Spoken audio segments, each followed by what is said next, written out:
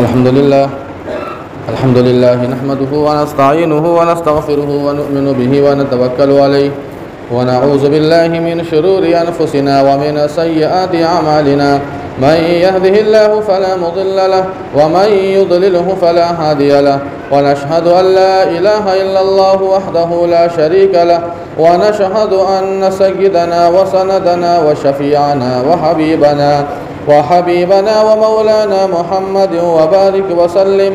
أما بعد، قال الله تبارك وتعالى في كلامه المجيد والفرقان الحميد: أعوذ بالله من الشيطان الرجيم، بسم الله الرحمن الرحيم. يا أيها الذين آمنوا كونوا قوامين بالقسط شهداء لله ولو على أنفسكم أو الوالدين والأقربين. وقال أيضا في موضع آخر: ولا تكتموا الشهادة ومن يكتمها فإنه آثم قلبه والله بما تعملون عليم. وقال أيضا في موضع آخر: ولا يأبى الشهداء إذا ما دعوا. وقال أيضا في موضع آخر: إن الله يأمركم أن تؤدوا الأمانات إلى أهلها. صدق الله مولانا العظيم وصدق رسوله النبي الكريم ونحن على ذلك لمن الشاهدين والشاكرين والحمد لله رب العالمين. محترم حاضرین جمعہ، عزیزان گرامی، نوجوانان اسلام، عمائدین شہر اور دور و دراز سے تشریف لائے ہوئے ہمارے دینی ایمانی بھائیوں، بزرگوں اور دوستوں، اللہ تعالیٰ نے اس دنیا کو دار الاسباب بنایا ہے اور دار الاسباب کے ساتھ دار الامتحان بھی ہے. کسی نہ کسی سبب کے ساتھ اللہ تعالیٰ نے اس کائنات کی چیزوں کو جوڑ دیا ہے اور یہ امتحان کی جگہ بھی اللہ نے دنیا کو بنایا ہے. اسی لیے انسان کے ساتھ ایک حالت باقی نہیں رہتی ہے. پوری زندگی انسان ایک حالت پر نہیں رہتا ہے، بلکہ انسان کی حالتیں بدلتی رہتی ہیں. تلک الایام نداولها بین الناس. اللہ فرماتے ہیں کہ ہم ان ایام کو لوگوں کے درمیان گھماتے رہتے ہیں. یہ ایام گردش کرتے ہیں. کبھی انسان کو عزت نصیب ہوتی ہے تو کبھی انسان ذلیل بھی ہوتا ہے، اور یہ سب خدا کی قدرت سے ہے. آج اگر کسی کے پاس غربت ہے تو کل اسی کے پاس ثروت بھی ہوگی. انسان اگر آج غریب ہے تو کل ہو کے وہ انسان مالدار بھی بنتا ہے. غریب ہونا اور امیر ہونا یہ سب اللہ کی حکمت سے ہے. آج اگر انسان کو خوشی کے لمحات نصیب ہو رہے ہیں تو اس انسان کے اوپر غم کے بادل بھی منڈلاتے ہیں. تو ایک حالت پر انسان نہیں رہتا ہے، اور یہ جتنی بھی حالتیں ہیں ان تمام حالتوں میں اللہ تعالیٰ بندوں سے امتحان لیتے ہیں. اگر خوشی کے لمحات ہے تو اللہ تعالیٰ ان لمحات کے ذریعے بھی آزماتے ہیں، اور اگر غم کے لمحات ہے تو غم کے لمحات سے بھی اللہ تعالیٰ آزماتے ہیں. اللہ کے نبی علیہ الصلوۃ والسلام کی حدیث ہے کہ مومن کی عجیب شان ہے، یا یہ کہہ لیجئے دوسرے الفاظ میں کہ مومن کے دونوں ہاتھ میں لڈو ہے. انسان اگر ایمان کے ساتھ ہے، ایک مومن ہے، اگر اس کے اوپر کوئی پریشانی آتی ہے، غم کے لمحات آتا ہے اور وہ صبر کرتا ہے تو یہ صبر انسان کو جنت میں لے جانے والا ہے. یہ صبر انسان کو جنت میں لے جاتا ہے. اللہ تعالیٰ صابرین کے ساتھ ہوتے ہیں. ان اللہ مع الصابرین، کہ اللہ تعالیٰ صبر کرنے والوں کے ساتھ ہوتے ہیں. اور انسان کو اللہ تعالیٰ نعمت سے نوازتے ہیں، عزت سے نوازتے ہیں، دولت اور حکومت سے نوازتے ہیں، تو وہ لمحہ شکر کا لمحہ ہوتا ہے. انسان اگر شکر کرتا ہے تو اللہ تعالیٰ اس شکر کے بدلے اور نعمت میں اضافہ فرماتے ہیں. وقلیل من عبادی الشکور. اللہ فرماتے ہیں کہ میرے چند ہی بندے ایسے ہیں، کچھ ہی ایسے بندے ہیں جو میری نعمتوں پر، عزت دینے پر یا حکومت دینے پر، ثروت دینے پر یا خوشی کے مواقع دینے پر وہ خوشی کا اظہار کرتا ہے یا شکر کرتا ہے. تو انسان کی حالتیں ایک نہیں رہتی ہے، بدلتی رہتی ہے. آج آپ کے پاس اگر حکومت ہے، اقتدار ہے، تو وہ انسان کے پاس وہ اقتدار باقی نہیں رہتا ہے. ایک نہ ایک دن وہ ختم ہونا ہے. انسان کو اللہ اگر عروج سے نوازتے ہیں تو ایک نہ ایک دن اس عروج کو زوال بھی آنا ہے. تو عروج کا آنا، زوال کا آنا، غریبی ہونا، امیری ہونا، غربت کا آنا، ثروت کا آنا، یا اسی طرح خوشی کے لمحے میسر ہونا، غم کے مواقع آنا، یہ ساری کی ساری چیزیں محض اللہ تعالیٰ کی حکمت سے ہے، اللہ تعالیٰ کے فیصلے سے ہے. قرآن پاک میں اللہ تعالیٰ نے فرعون اور بنی اسرائیل کے واقعے کو بیان کیا، بڑا عجیب و غریب واقعہ ہے، اور اللہ تعالیٰ نے بالتفصیل، جتنی تفصیل سے اللہ نے بنی اسرائیل اور فرعون کے واقعوں کو بیان کیا، اس سے زیادہ کہیں تفصیل سے اور واقعے کو بیان نہیں کیا۔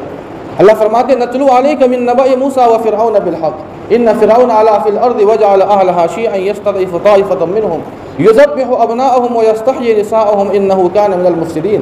اللہ فرماتے ہیں کہ اے نبی ہم تمہیں بتاتے ہیں کہ بنی اسرائیل اور فرعون کا کیا حال تھا، بنی اسرائیل اور فرعون کا کیا واقعہ ہے۔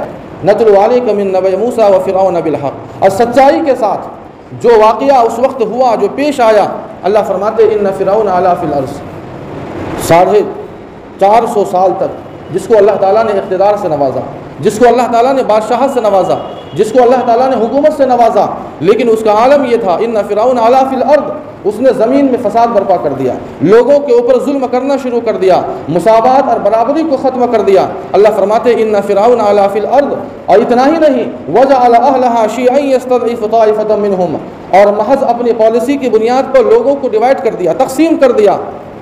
وجعل اہلہا، برادری کے نام پر، قبیلے کے نام پر، قبائل کے نام پر لوگوں کو بانٹ دیا، ڈیوائڈ اینڈ رول وہیں سے آ رہا ہے، یہ آج کی پیدا کی ہوئی چیز نہیں ہے، یہ فرعون کے زمانے سے آ رہا ہے۔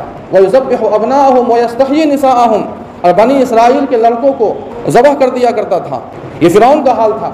إِنَّهُ كَانَ مِنَ الْمُفْسِدِينَ، اللہ فرماتے ہیں کہ وہ زمین میں بہت فساد مچانے والا، بنی اسرائیل کے اوپر کتنا ظلم ہوا، اللہ تعالیٰ نے اسی واقعوں کو بیان کیا۔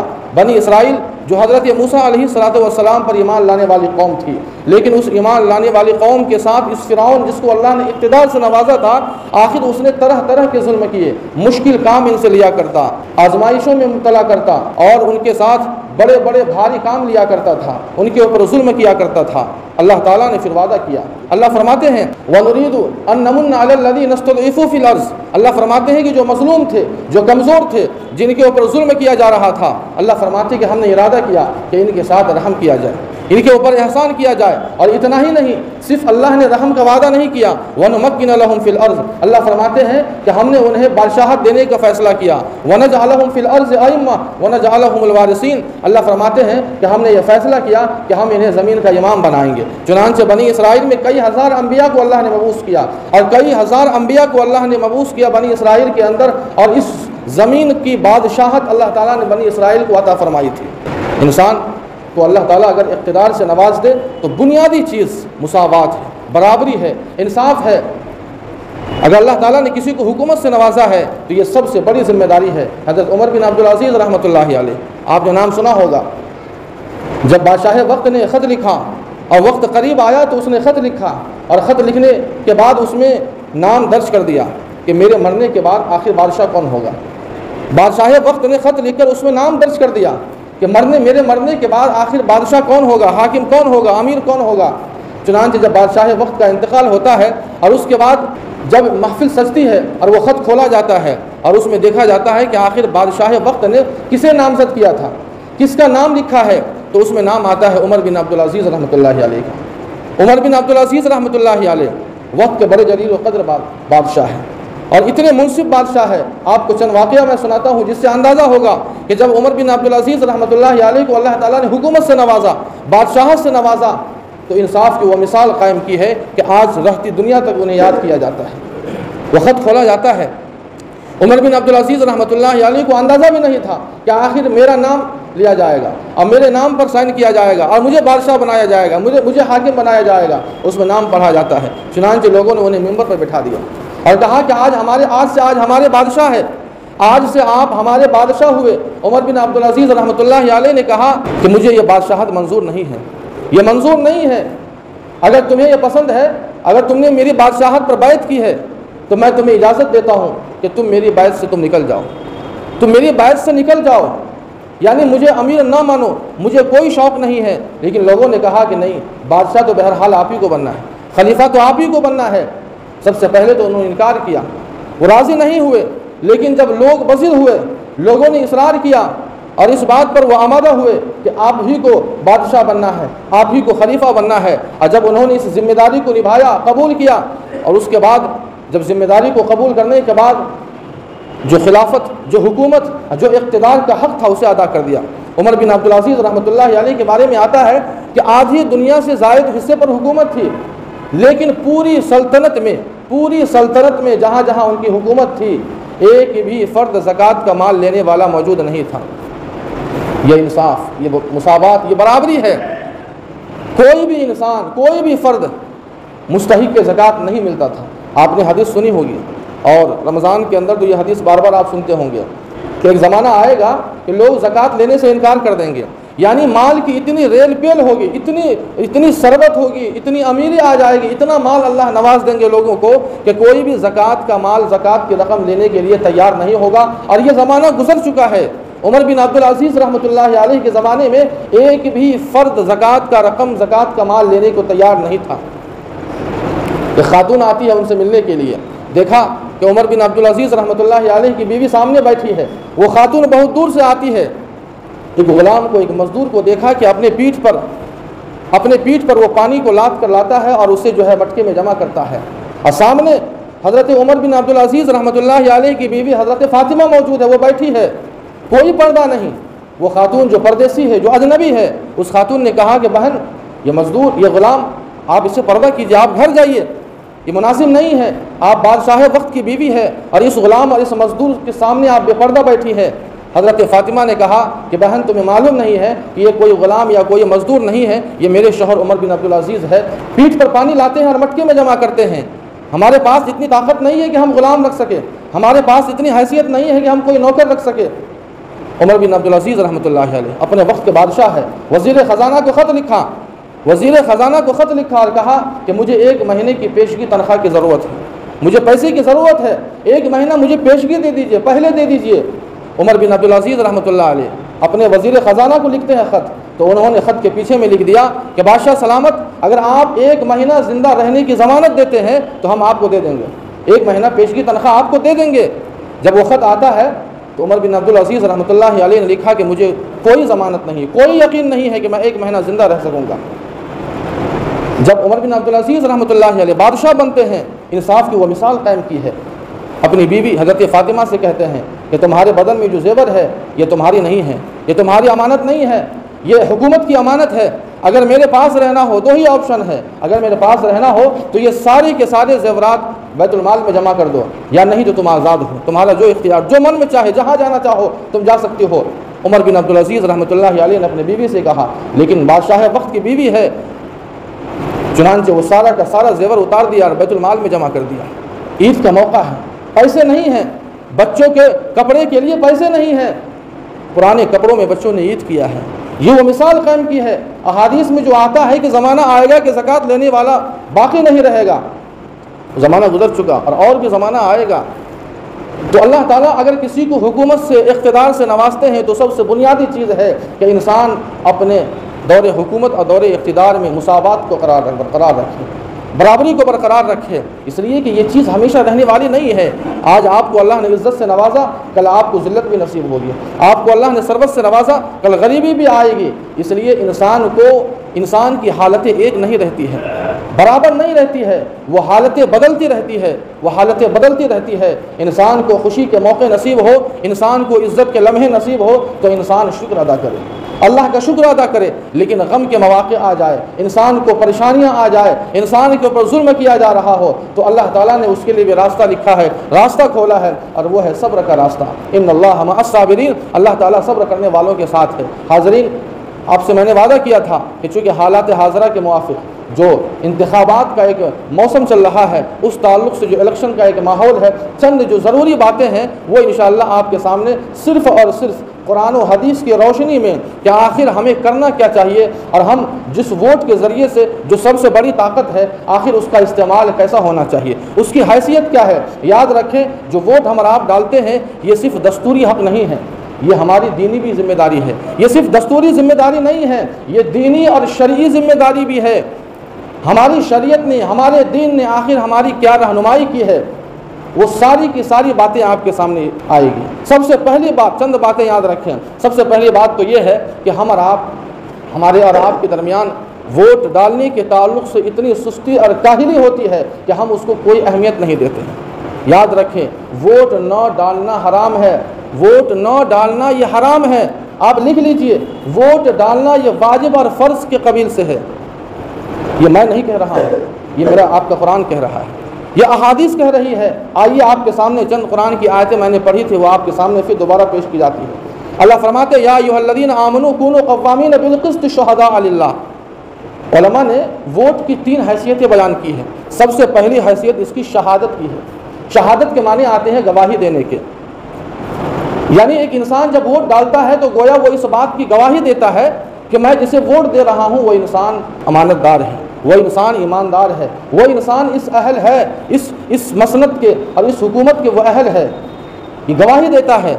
جب یہ بات طے ہو گئی کہ ووٹ یہ گواہی ہے، یہ شہادت ہے، اب آئیے قرآن کیا کہتا ہے. اللہ فرماتے ہیں یا ایھا الذین آمنوا کونوا قوامین بالقسط شہداء للہ. اے ایمان والو تم اللہ کے لیے سچی گواہی دو، جھوٹی گواہی مت دو. ولو علی انفسکم او الوالدین والاقربین. چاہے وہ سچی گواہی تمہارے خلاف کیوں نہ ہو، تمہارے قریبیوں کے رشتہ داروں کے خلاف کیوں نہ ہو، تمہارے والدین کے خلاف کیوں نہ ہو. تو سب سے پہلی بات یاد رکھیں کہ اس کی حیثیت یہ شہادت کی ہے، گواہی کی ہے. لہٰذا سچی گواہی دینا یہ واجب ہے. سچی گواہی دینا یعنی ووٹ کا صحیح استعمال کرنا یہ واجب اور فرض ہے. انسان اگر جھوٹی گواہی دیتا ہے، اگر شہادت اور گواہی کا غلط استعمال کرتا ہے تو وہ انسان اللہ کے یہاں پکڑا جائے گا، اس انسان کی گرفت ہوگی. اللہ فرماتے ہیں دوسری جگہ وَلَا تَكْتُمُوا الشَّهَادَةَ وَمَن يَكْتُمْهَا فَإِنَّهُ آثِمٌ قَلْبُهُ. اللہ فرماتے ہیں کہ تم گواہی یعنی سچی گواہی کو مت چھپاؤ، سچی گواہی کو مت چھپاؤ. وَمَن يَكْتُمْهَا فَإِنَّهُ آثِمٌ قَلْبُهُ. جو انسان سچی گواہی کو چھپاتا ہے یعنی جو اہل ہے، انسان اگر اسے ووٹ نہیں دیتا ہے تو یاد رکھیں اللہ فرماتے وہ انسان گنہگار ہوگا. وَمَن يَكْتُمْهَا فَإِنَّهُ آثِمٌ قَلْبُهُ. اللہ فرماتے ہیں تو سب سے پہلی چیز ایک حدیث سن لیجئے. اللہ کے نبی علیہ الصلوۃ والسلام سے پوچھا گیا، حضرت انس بن مالک رضی اللہ عنہ سے روایت ہے، سئل رسول اللہ صلی اللہ علیہ وسلم عن الکبائر. بڑے بڑے گناہوں کے بارے میں پوچھا گیا تو اللہ کے نبی نے کیا فرمایا؟ الاشراک باللہ، اللہ کے ساتھ شریک کرنا یعنی شرک، یہ سب سے بڑے گناہوں میں آتا ہے. وعقوق الوالدین، اللہ کے نبی نے کبائر گناہوں کو گنایا اور دوسرا گناہ بتایا والدین کی نافرمانی کرنا.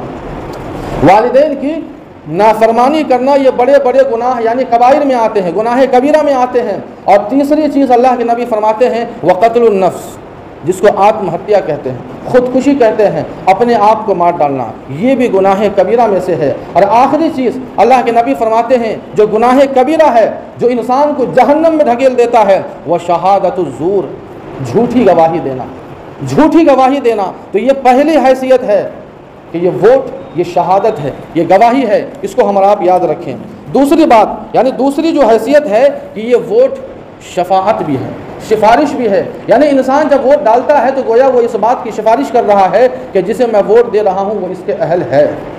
اللہ نے قرآن پاک میں شفاعت اور سفارش کے تعلق سے کیا بیان فرمایا؟ من یشفع شفاعۃ حسنۃ یکن لہ نصیب منہا ومن یشفع شفاعۃ سیئۃ یکن لہ کفل منہا وکان اللہ علی کل شیء مقیتا. یا اللہ فرماتے ہیں کہ جو انسان اچھی اور سچی اور نیک سفارش کرے گا اس میں اس کا بھی حصہ ہوگا، اور جو غلط سفارش کرے گا، جو ناجائز سفارش کرے گا اس میں بھی اس کا حصہ ہوگا.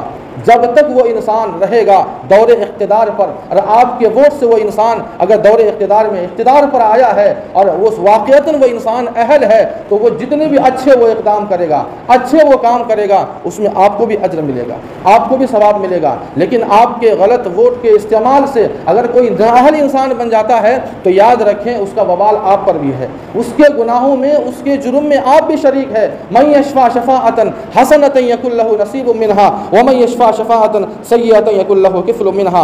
ووٹ ایک امانت بھی ہے، امانت میں خیانت کرنا کتنا بڑا جرم ہے. اللہ فرماتے ہیں ان اللہ یأمرکم ان تؤدوا الامانات الی اہلھا. جو اہل ہے، جو مستحق ہے امانت کا، جو مستحق ہے اس امانت کو صاحب امانت تک پہنچا دینا چاہیے.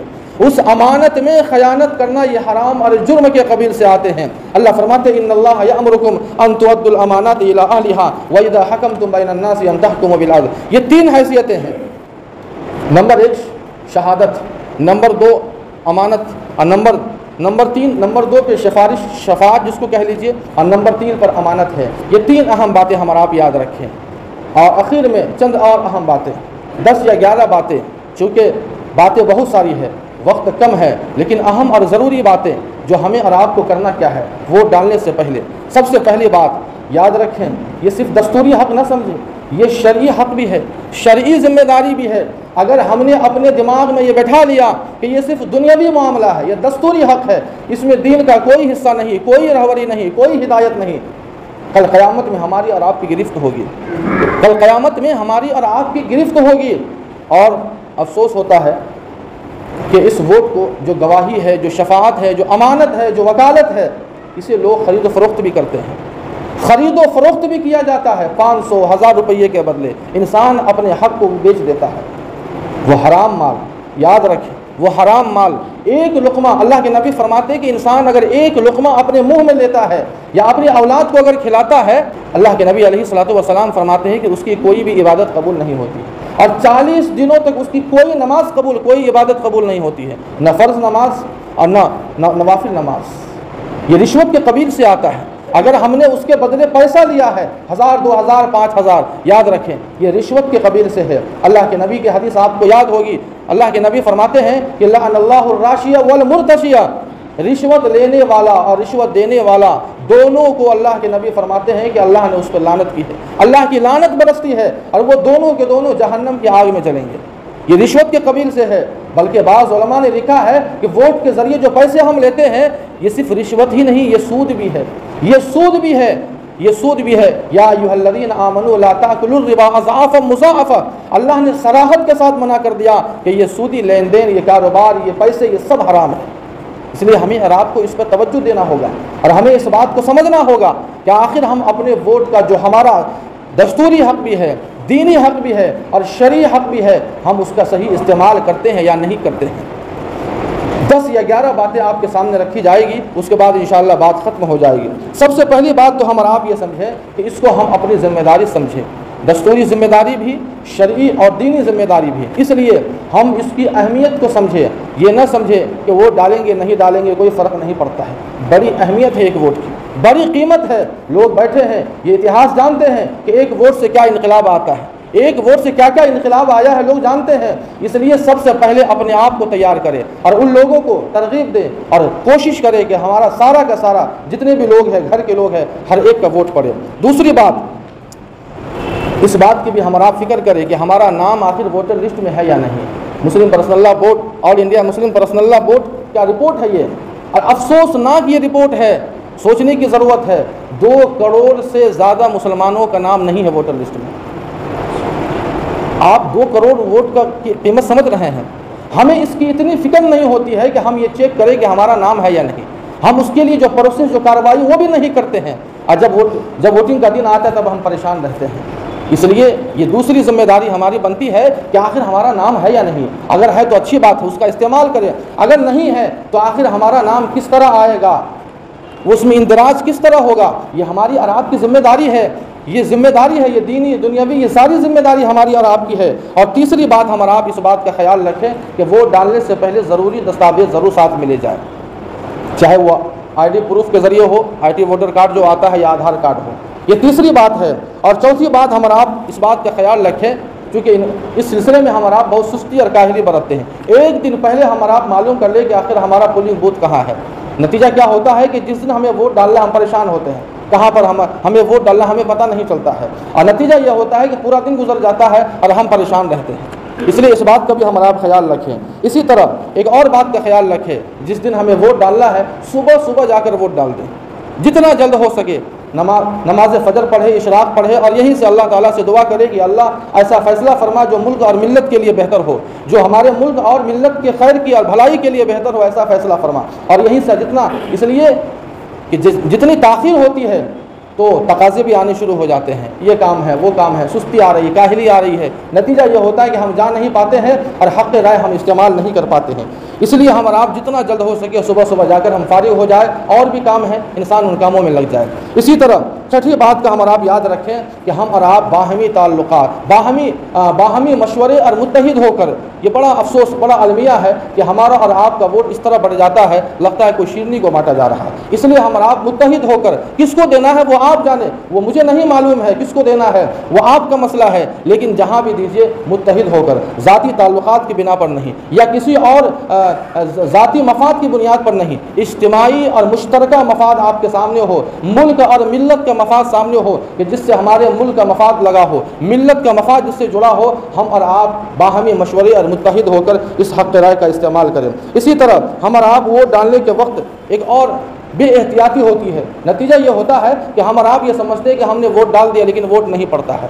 جب اپنی انگلی کو ووٹ بٹن پر رکھتے ہیں تو 5 یا 7 یا 8 سیکنڈ تک ہم اور آپ اس انگلی کو دبائے رکھے، آواز نکلتی ہے اور ایک پرچی آپ کے سامنے دکھائی دیتی ہے۔ نتیجہ یہ ہوتا ہے کہ ہم نے انگلی رکھا اور اٹھا دیا، نہ اس سے آواز نکلی نہ وہ پرچی دکھائی دیتی ہے، ہوتا یہ ہے کہ ہمارا ووٹ نہیں ہو پاتا ہے۔ اس لیے 5-7 سیکنڈ آپ رک جائے، آواز جب نکلے اس سے یا وہ پرچی نظر آتی ہے تب ہم اور آپ اپنی انگلی کو ہٹائیں۔ اسی طرح 2-3 باتیں اور یاد رکھیں، ووٹ ڈالنے کے بعد تذکرے اور تبصرے نہ کریں، تذکرے اور تبصرے نہ کریں کہ آخر کیا رہا، کس کو دیا، کیا دیا، وہ اللہ کے حوالے ہے، اللہ کے حوالے کر دیجئے اور اللہ سے دعا کیجئے کہ اللہ خیر کا فیصلہ فرمائے۔ یہ 8ویں بات ہے۔ اور 9ویں بات، جعلی ووٹ کا بالکل استعمال کریں، بالکل جعلی، فرضی اور نقلی ووٹ بالکل نہ ڈالے، اس لیے کہ یہ قانوناً بھی جرم ہے اور شرعاً بھی جرم ہے، یہ قانوناً بھی جرم ہے اور شرعاً بھی جرم ہے، اس لیے ہم اور آپ اس سے پرہیز کریں۔ 10ویں بات، ہم اور آپ اس بات کا یاد رکھیں کہ ہم اور آپ، ہوتا یہ ہے کہ جس دن ووٹنگ کا دن ہوتا ہے ہمیں اور آپ کو اسی دن سفر کرنا ہوتا ہے۔ سفر آپ بعد میں کر لیجئے، عمرہ بعد میں کر لیجئے، یا جو بھی کام ہے وہ سارا کا سارا کام آپ مؤخر کر دیجئے۔ جس دن ہمیں ووٹ کرنا ہے اس سے پہلے آپ کہیں سفر نہ کیجئے، آپ پہلے اس کو آپ ادا کر دیجئے، اس کے بعد آپ کو جہاں جانا ہو آپ جائیے۔ اور آخری اور 11ویں بات کے ساتھ میں اپنی بات کو ختم کر دوں گا کہ نتائج آنے تک ہم اور آپ ایک دعا کا ورد کریں، اللہم لا تسلط علینا من لا یرحمنا، اللہم لا تسلط علینا من لا یرحمنا، اللہم لا تسلط علینا من لا یرحمنا۔ اس دعا کا ہم اور آپ ضرور ہم اور آپ ورد کریں، اور صرف ایک ہی دعا کریں کہ اللہ ایسا فیصلہ ہو جو ملک اور ملت کے لیے بہتر ہو، ساروں کی بھلائی ہو، ہمارے ملک اور ملت کی اس میں خیر اور بھلائی چھپی ہو۔ امید ہے کہ یہ ساری باتیں ہمیں اور آپ کو سمجھ میں آئے گی اور اس کی اہمیت ہم سمجھیں گے، اور اس کو بھی سمجھیں گے کہ یہ صرف دستوری حق نہیں ہے، دستوری ذمہ داری نہیں ہے، یہ دینی اور شرعی بھی ذمہ داری ہے۔ ووٹ ڈالنا جس طرح فرض اور واجب ہے، ووٹ نہ ڈالنا یہ حرام ہے، اور اس کے تعلق سے ہماری اور آپ کی بعض پرس ہوگی۔ نماز پڑھنا یہ فرض ہے لیکن نماز چھوڑنا یہ حرام ہے اور اس کے تعلق سے ہمیں سزا ملے گی۔ زکوٰۃ دینا یہ فرض ہے اور زکوٰۃ نہ دینے پر ہمیں سزا ملے گی، بالکل یہی حال فرض اور واجب کے قبیل سے ہے۔ امید ہے کہ اس کی اہمیت کو ہم سمجھیں گے اور انشاءاللہ حق رائے ہم ضرور استعمال کریں گے۔ جو بھی باتیں کہی گئی ہے اللہ پاک ہم سبوں کو ان باتوں پر عمل کرنے کی توفیق عطا فرمائے۔ وآخر دعوانا الحمدللہ رب العالمین۔